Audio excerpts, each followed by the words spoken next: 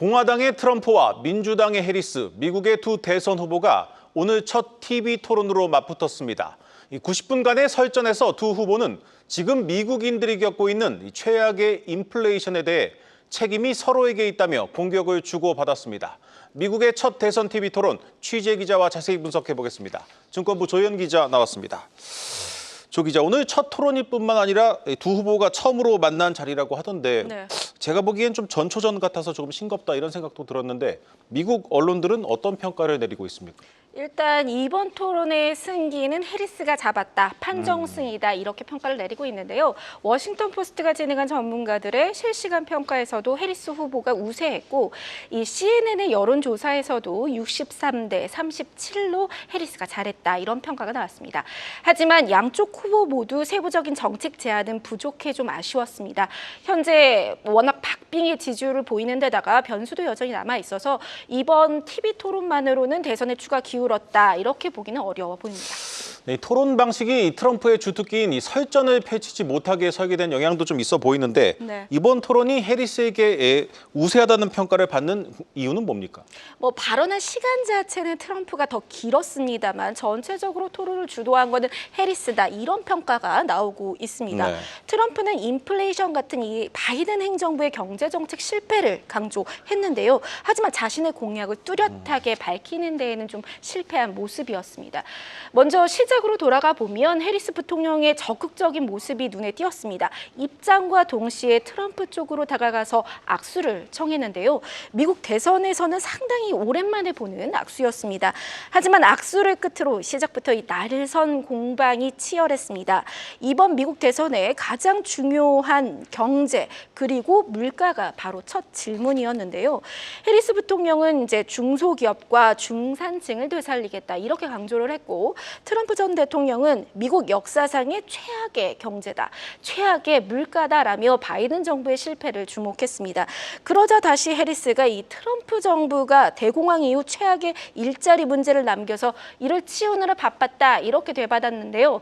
트럼프는 이제 앞으로 세금을 감소하고 고물가는 중국으로 향하겠다 이러면서 최고의 경제를 다시 자기가 구축하겠다 이렇게 말했습니다. 두 후보의 발언 한번 직접 들어보겠습니다. His economic plan as something that would increase inflation and by the middle of next year would invite a recession. And who's going to have higher prices is China. They've destroyed the economy. The Trump administration resulted in a trade deficit, one of the highest we've ever seen in the history of America. Focusing on investing in American-based technology so that we win the race on AI, on quantum computing. We hardly make chips anymore because of philosophies like they have and policies like they have. I don't say her because she has no policy. 네, 트럼프 입장에서 본다면 이번 토론에서 해리스의 증세 정책을 공격하지 못한 게 좀 뼈아플 수 있겠습니다. 자, 세금 올리는 건 다들 싫어하는데 이 해리스노믹스의 핵심이 이 중산층을 위해서 이 공격적인 부자 증세하는 것 아니겠습니까? 맞습니다. 이렇게 세금 정책에 대한 논쟁이 좀 깊이 있게 다뤄지지 못한 부분이 있습니다. 이를 두고서 현재 언론에서는 트럼프가 유권자들에게 이 해리스 당선 시 세금 인상 가능성을 경고할 수 있는 기회를 놓쳤다 이렇게 평가하기도 했는데요. 해리스는 오히려 좀 공세를 거세게 이어간 모습입니다. 오직 자신과 부자들을 위한 감세 정책이다라면서 트럼프는 서민을 위한 대통령이 되지 못할 것이다 이렇게 강조했거든요. 대신 트럼프는 바이든 정부가 강한 미국 경제를 만들 수 있었다면 왜 지금 이런 상황이 왔는가 등 이 책임론에 집중하는 모습이었습니다. 사실 오늘 토론에서 이 경제 정책은 많이 다뤄지지 않은 것 같은데 좀 눈에 띄는 공약이나 정책이 있었습니까? 우리 증시에서 그러니까 한국 기업과 가장 맞닿은 IRA 관련 의견은 오늘 나오지 않았습니다. 경제 정책으로는 크게 에너지와 헬스케어 이야기가 나왔는데요. 네. 특히 오늘 토론이 이 미국에서 두 번째로 큰 천연가스 생산지인 펜실베니아에서 이루어지지 않았습니까? 그래서 프래킹 규제가 나왔습니다. 프래킹 규제라는 것이 이 셰일가스 추출을 위해서 수입 파쇄법을 뜻하는데요. 전통 에너지 그리고 친환경 에너지 이슈가 핵심 주제로 나왔습니다. 해리스 부통령은 과거 2020년 민주당 후보 경선 당시에 환경 오염을 이유로 프래킹을 금지하겠다 이렇게 했었는데 최근에는 다시 허용으로 입장을 바꿨죠. 이에 대해서 트럼프가 해리스는 뭐 정책이랄 게 없다. 내 공약도 가져다 쓸 것 이렇게 목소리를 높였는데요.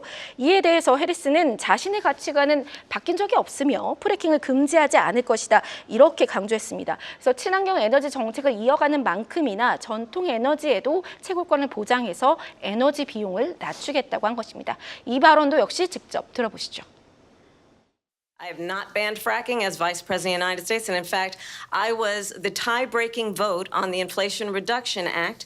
My position is that we have got to invest in diverse sources of energy so we reduce our reliance on foreign oil. Fracking in Pennsylvania will end on day one. Just to finish, one thing so important in my opinion. So I got the oil business going like nobody has ever done before. When they took over, prices were going up the roof. 네, 그리고 해리스 부통령은 노인 등 이 취약층을 위한 공공의료보험, 이 메디케어 확대도 주요 이슈로 올렸는데요. 해리스가 오늘 토론에서 선방하면서 헬스케어 관련주로도 투심이 쏠리는 모습을 보이기도 했습니다. 자, 오늘 토론이 좀 후반으로 갈수록 후보들이 질문에 대한 대답도 제대로 안 하고 조금은 혼잡해지는 분위기였는데 어떻습니까? 네. 이후 뭐 낙태 그리고 불법 이민 정책도 이야기가 나왔고요. 이스라엘 하마스 전쟁 이슈 그리고 인종 논란까지 사실 좀 불거졌습니다. 네. 특히 트럼프 전 대통령의 사법 리스크를 해리스 부통령이 지적을 했는데 그것을 기점으로 좀 점점 트럼프 특유의 과도한 표현이나 인신 공격 등이 좀 나왔습니다. 뭐 오하이오주에서 난민들이 개나 고양이를 먹는다라는 논란적인 발언도 나오겠는데 이때 이제 진행자가 거짓이라고 팩트 체킹을 했거든요. 그래서 이제 토론이 끝나고 나서 트럼프 캠프에서는 뭐 3대1의 싸움이었다. 진행자가 편향적이었다. 이렇게 지적하기도 했습니다. 그리고 마무리 발언에서는 두 후보 모두 슬로건을 강조했습니다.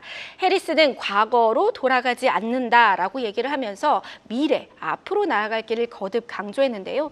여기서 과거는 트럼프죠. 그리고 자신은 바이든도 아니다. 자신은 새 정부를 만들고 새로운 시대를 열겠다. 이렇게 강조했고요. 트럼프는 할 수 있었다면 왜 이제까지 하지 않았는가라고 꼬집으면서 실패한 경제, 쇠퇴하고 있는 국가를 강조했습니다. 그러면서 바이든 정부의 책임을 해리스 부통령에게 물었습니다. 당장 지금 시점에서 우리 경제에 미칠 영향을 따져보기는 쉽지 않습니다. 하지만 미국의 대통령이 누가 되는가가 워낙 크고 중요한 변수라서 한번 짚어보지 않을 수가 없습니다. 어떤 전망이나 평가들이 나오고 있습니까? 일단 오늘 우리 시장에서는 2차 전지 관련주 그리고 신재생 에너지주들이 좀 상승하는 모습을 보였습니다. 이번 토론의 여파가 일부 영향을 줬을 것이라는 분석입니다. 다만 오늘 TV 토론에서 보았듯이 이 대선까지 남은 기간 동안 판세가 한쪽으로 뚜렷해지지 않을 것으로 보여서 시장의 불확실성이 11월까지 이어질 것이라 증권가는 입을 모으고 있습니다. 신중호 LS증권 리서치센터장은 해리스 쪽에 무게가 실리더라도 법인세라든지 변수가 남아있어서 시장에 오히려 도움이 안 된다 이런 분석도 있고요. 오늘 토론에서 새로운 정책적 부분이 공개된 것이 아니어서 시장으로선 불확실성이 을 키운 측면이 있다 이렇게 평가를 했고 또 하나증권에서는 해리스의 저력을 확인할 수 있는 자리였지만 유권자들이 중요하게 보는 경제나 이민 정책에 있어서 트럼프보다 다소 불리한 상황이다라고 평가를 하면서 미 경제의 단기 성장 관점에서는 트럼프의 경제 정책이 보다 유리할 수 있다 이렇게 봤습니다. 네, 잘 들었습니다. 증권부 조희연 기자였습니다.